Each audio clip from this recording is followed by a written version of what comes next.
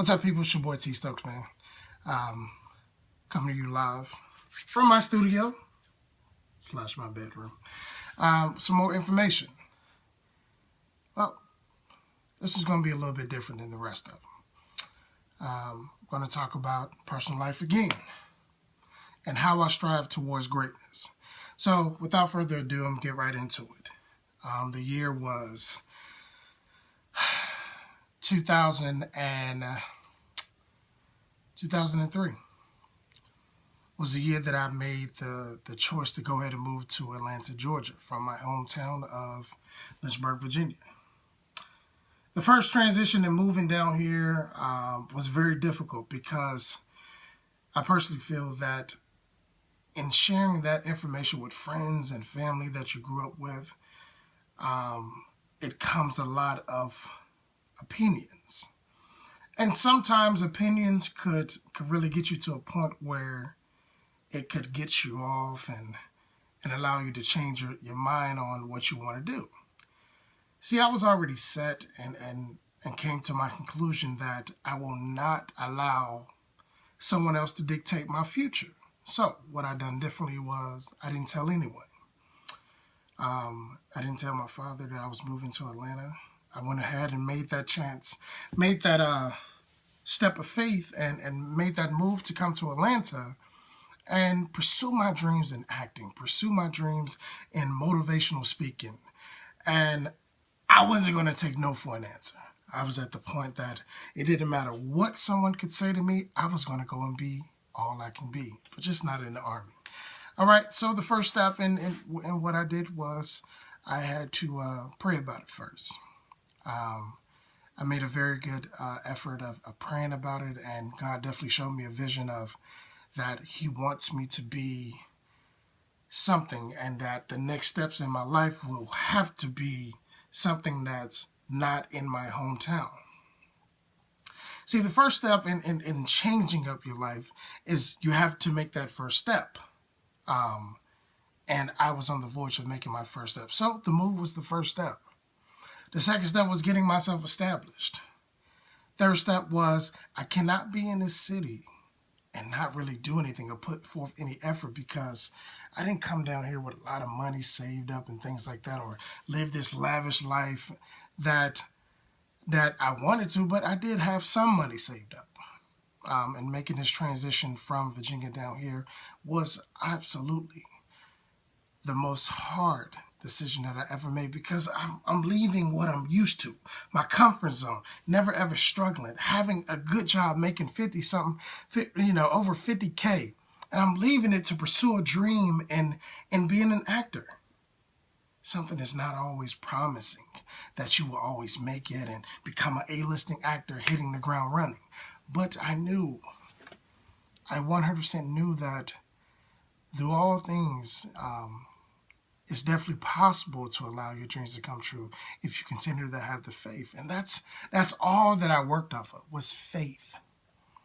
I didn't really have two legs to stand on and all these gang of friends that was showing me the ropes of Atlanta. I got lost on a daily basis, and it got very discouraging to me. I even in the first month had my car stolen in front of my house. And all of those small things could have honestly persuaded my mind to go back home and knowing that no one would ever steal from me because everybody knows everybody. But I hung in there, I prayed about it, I let it go. And I became the person that I am today. Some of the great achievements that I've done is I've been on a few Tyler Perry films. Mr. Tyler Perry, I've been in I Can Do Battle by Myself. I've been in Why Did I Get Married To? Daddy's Little Girl, just to name a few. I've been in The Preacher's Kid, Road Trip, and a lot of stage plays. Most recent, I did Damaged, Mixed Messages. I did a gang of them. And I know for a fact I wouldn't have never achieved even half or even a third of half of the things that I've achieved here in Atlanta by living in my hometown. And it's not really downgrading my hometown, but you go where the entertainment is at. You go, knowing that you're going to become somebody, that anything is possible if you just put forth effort and just wrap your mind around it. I didn't have a lot of support. I didn't have a lot of people pat me on the back and saying, "Hey, you can do it and be all you can be." I didn't have a lot of that. Did I really need a whole lot of that? No, because I had this thing in my heart called determination. And then in being determined about doing something, it did not take me totally out of my element, but it did give me some form of a platform to say, I'm going to stand on this platform. I'm going to become something. I'm going to show the people that doubted me that I could be something. All right. And then my life altered and it changed just a little bit more. While here is I became a father. Being a father when you're trying to achieve goals in your life, it's very difficult. It's many days and many nights I had to put my acting on hold. But I always knew that no matter what I have to stop and hold on right now, I'm going to continue to be what I came here for and don't mess up what I'm aiming towards. And that's to be an actor. That's to be a motivational speaker. I believe that the messages that I speak about, that I talk about, will get to the right person. Some way, somehow, they will be able to see exactly what I have become. The road has not been easy, but by all means, I continue to travel it. I continue to be who I have been designed to be. Another aspect of going on this road of success towards moving to Atlanta is that in the beginning portions, I did everything to become an actor for us. Pay for this. And this was another discouraging thing that could have really changed my whole entire life. Was I was paying for a lot of stuff that should have been offered free to me. So I was scammed out of thousands of dollars.